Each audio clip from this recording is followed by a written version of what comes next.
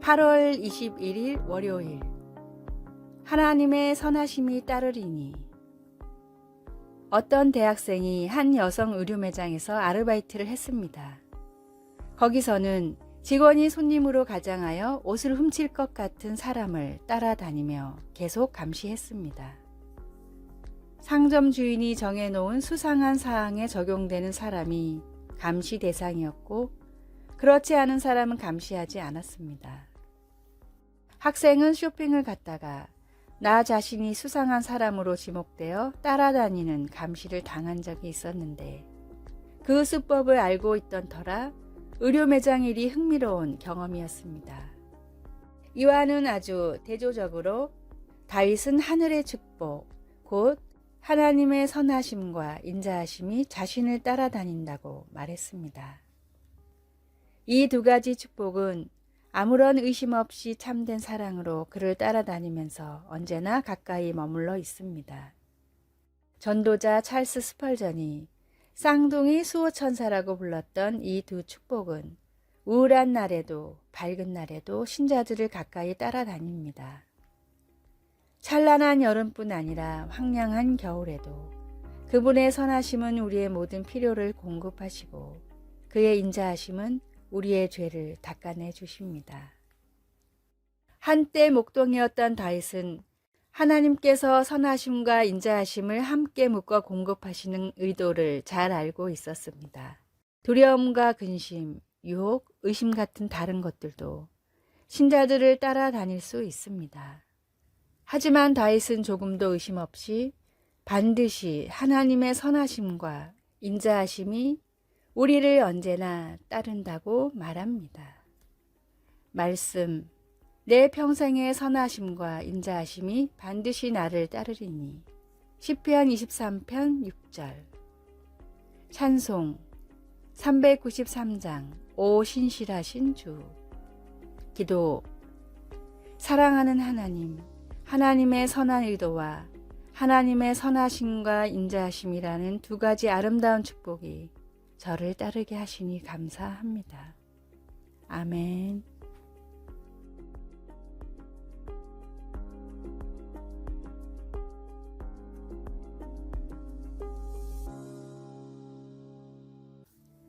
(8월 22일) 화요일. 공동체의 정체성. 일본의 1인 가구 비율은 전체 가정의 32%로 아시아권에서는 매우 높은 수준입니다.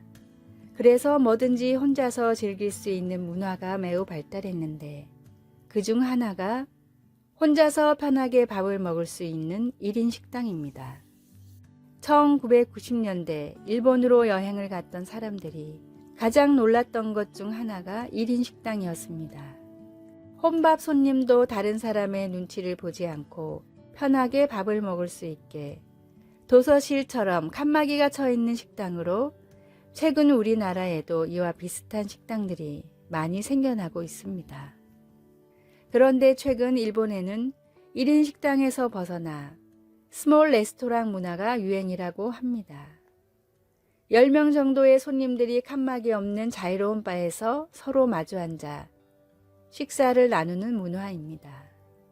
비록 모르는 사람들이지만 혼자가 외로운 사람들이 사사로운 이야기로도 교제를 하고자 하기 때문입니다. 몇십 년 전에 일본처럼 1인 식당이 생겨나고 있는 우리나라도 가까운 미래에 외로움을 달래기 위한 스몰 레스토랑이 생겨날지도 모릅니다. 하나님은 사람을 결코 혼자서 살아가게 창조하지 않으셨습니다. 서로의 믿음을 세워주고 서로의 비전을 위해 격려할 수 있는 하나님의 세우신 공동체가 우리 교회가 되어야 합니다. 오늘의 말씀, 형제가 연합하여 동거함이 어찌 그리 선하고 아름다운고. 시편 133편 1절. 오늘의 찬송 219장 주 하나님의 사랑은. 오늘의 만나. 믿음을 세워주고 비전을 위해 격려할 수 있는 사람이 되게 하소서. 참 진리와 기쁨이 있는 공동체나 교회로 외로운 사람들을 초청합시다.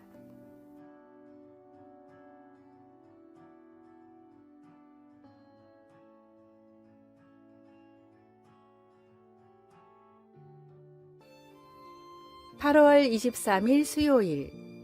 햇빛 웅덩이.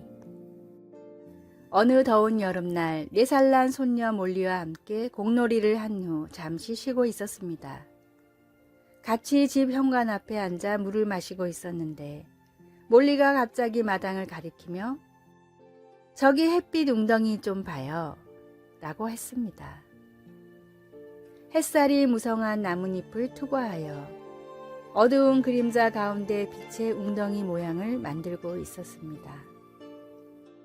햇빛 웅덩이, 마치 어두운 날들 속에서 희망을 보는 듯한 아름다운 표현이지 않습니까? 종종 좋은 소식이 많지 않은 힘든 삶 가운데서도 우리는 어두운 그림자에 집중하기보다는 밝은 빛에 초점을 맞출 수 있습니다. 그 빛은 바로 예수님입니다. 마태는 이사야서를 인용하여 예수님이 이 세상에 오셨을 때 들어온 빛에 대해 기록했습니다. 흑암에 앉은 백성이 큰 빛을 보았고 사망의 땅과 그늘에 앉은 자들에게 빛이 비추었도다. 우리가 사망의 땅과 그늘에 살 동안에는 죄의 영향력이 우리 온 우주에 퍼져 있습니다. 하지만 이 세상을 아주 웅장하고 영광스럽게 비추시는 빛이신 예수님이 그 그림자를 뚫고 비추고 계십니다. 어떤 어두움이 당신의 날을 그늘지게 합니까?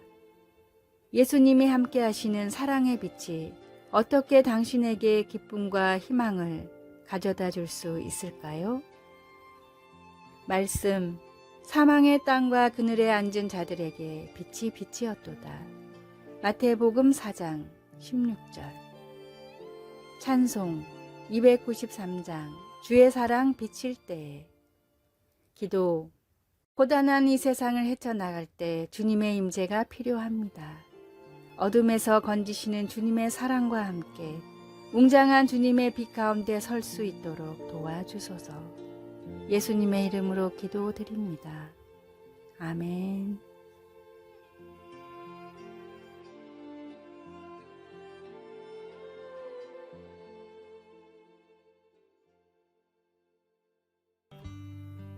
(8월 24일) 목요일. 한눈을 팔지 마라. 일본의 한 권투 선수가 바쁜 일이 있어 택시를 타고 시내로 가던 중이었습니다. 시내가 막혀 약속 시간 안에 도착할 수 있을지 초조해지자 자신도 모르게 반복해서 창밖을 바라보는 행동을 한다는 사실을 깨달았습니다. 길이 막혀 답답한 택시기사가 창밖을 바라보자 자신도 같이 창밖을 바라보는 것 같았습니다. 이후 선수는 만나는 사람에게 이 원리를 응용해 실험을 했는데 모든 사람이 자신의 시선을 따라 한눈을 팔았습니다. 언제 어디서라도 갑자기 한눈을 팔면 자연스레 상대방의 시선도 따라왔습니다. 심지어 주먹이 마구 교차되는 링 위에서의 상대 선수조차도 시선을 따라 한눈을 팔았습니다. 이 선수는 이때의 경험으로 링 위에서 종종 시선을 관중석으로 돌려 상대를 방심하게 만든 후에 공격하는 필살기로 세계 챔피언이 되었습니다. 이 선수의 필살기는 나중에 그 원리가 밝혀졌지만 당시 당하는 선수들은 왜 당하는지 모른 채 그저 방심했다고만 생각했습니다.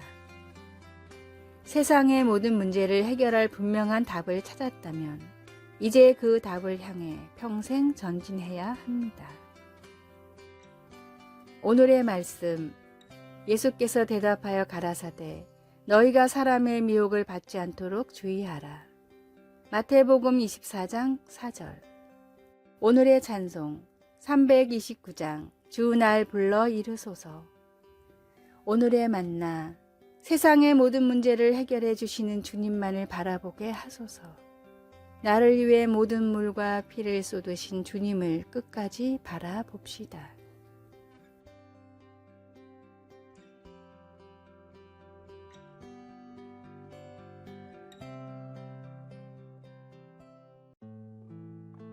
(8월 25일) 금요일. 너 자신만의 것으로. 2002년 6월 11일 아메리칸 아이돌이라는 가수 오디션 프로그램이 첫 선을 보였습니다. 매주 기대에 부푼 참가자들이 기존의 유명한 곡들을 각자의 방식으로 부르면 시청자들이 투표로 다음 단계로 나아갈 사람을 결정했습니다. 프로그램의 심사위원 중 한 명인 랜디 잭슨의 대표적인 심사평은 이것이었습니다. 그 노래를 자신의 것으로 만들었네, 친구. 그는 익숙한 곡을 골라 완전하게 습득하고 자신만의 것으로 독특하게 바꾸어 노래한 참가자에게 칭찬을 아끼지 않았습니다. 자신만의 것을 해내기 위해서는 곡을 완벽하고 창의적으로 소화한 다음 전 세계가 보는 무대에 다시 올려야 합니다. 이와 유사하게 바울도 우리가 믿음을 우리 자신의 것으로 만들어 표현하라고 권고했습니다. 빌립보서 3장에서 그는 하나님 앞에서 자신의 유익을 구하려는 시도를 거부하고 대신 믿음으로 하나님께로부터 난 의를 품으라고 우리에게 가르칩니다. 용서와 구원의 선물은 우리의 동기와 목표를 바꾸어 줍니다. 오직 내가 그리스도 예수께 잡힌 바 된 그것을 잡으려고 달려가노라. 우리의 할 일은 하나님의 복음의 선물을 내면화한 후 이 깨어진 세상 가운데서 복음대로 살아가면서 그 진리를 붙잡는 것입니다. 말씀, 오직 내가 그리스도 예수께 잡힌 바 된 그것을 잡으려고 달려가노라. 빌립보서 3장 12절. 찬송 360장 행군 나팔 소리에. 기도. 예수님, 십자가의 사랑과 구원의 선물을 주셔서 감사합니다. 날마다 감사로 응답하게 하시고 감사함으로 믿음의 경주를 달려가게 하소서. 아멘.